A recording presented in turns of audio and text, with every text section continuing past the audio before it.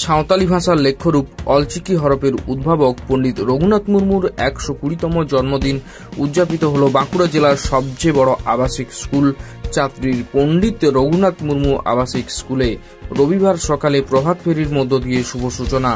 তার সৃষ্টি কবিতা, গান, নাটকের মধ্য দিয়ে বেলা 11:30 পর্যন্ত অনুষ্ঠিত হয় জন্মদিনের শ্রদ্ধা জ্ঞাপন অনুষ্ঠান।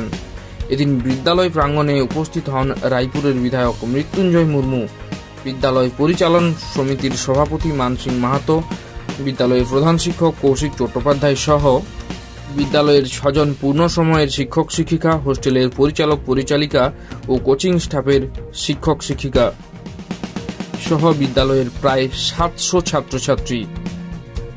গ্রীষ্ম বিকাশের মধ্যে যখন আর 5টা স্কুল সম্পূর্ণ ছুটিতে, তখন বিদ্যালয় প্রাঙ্গণে এই ধরনের সাংস্কৃতিক উপস্থাপনা মন কাড়ল স্থানীয়দের।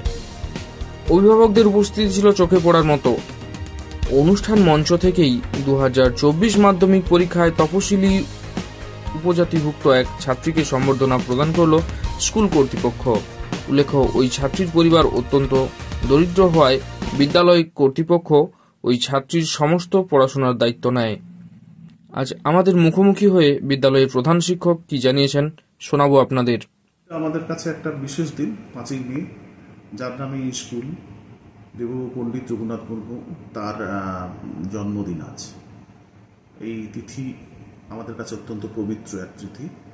এই তিথিতে আমরা তার জন্মদিন পালন করি এবং আমি এই যে গ্রীষ্মের ছুটির মাঝখানেও পড়াশুনো চলছে, তাদেরকে নিয়ে পড়াশোনার সাথে গান বাজনা, নাট্যচর্চা, তাদেরকে নিয়ে বিভিন্ন ওয়ার্কশপ করা। এই যে জানেন যে স্কুলটি একটা বিশেষ ধরনের স্কুল এবং বিশেষ সম্প্রদায়, বিশেষ করে এসটি ছাত্রছাত্রীদের জন্য একটি পঠন পাঠনের একটি জায়গা, যেখানে ছেলেমেয়েরা এখানে থেকেই পড়াশুনো করে। তাই এই সম্প্রদায়ভুক্ত কোনো ছেলে বা মেয়ে যখন কোনো ভালো রেজাল্ট করে, তখন আমরা সেটা থেকে উৎসাহিত হই। আমরাও সারা বছরের যে নিরন্তর প্রয়াস, সেই নিরন্তর প্রয়াসের ক্ষেত্রে কোনো বাচ্চা যদি ভালো রেজাল্ট করে, আমরা তার দিকে সবসময়তেই সাহায্যের হাত বাড়িয়ে দিই। যারা সায়েন্সে পড়ে তারা নিখরচায় পড়ে স্কুলে, কোচিং থেকে শুরু করে এর সম্পূর্ণ দায়ভার আমরা গ্রহণ করলাম। এর পড়াশুনো থেকে শুরু করে এমনকি তার যে ব্যক্তিগত চাহিদা, জামা কাপড়, পোশাক সেগুলো আমরা কিনে দেওয়ার চেষ্টা করব। আজকে থেকেই তার শুরু হয়ে গেল। আমাদের সভাপতি তার হাতে অর্থ তুলে দিলে, তার থেকে শুরু হলো আমাদের এই পথ চলাটা, তাকে মানুষ করবার কাজটা করার চেষ্টা করা।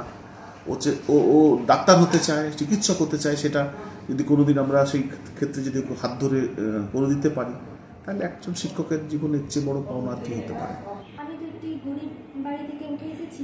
আমার বাবা মা খরচা দিতে পারেনি এবং স্কুল কর্তৃপক্ষ আমাকে সাহায্য না করলে আমি বিজ্ঞান নিয়ে পড়তে পারতাম না।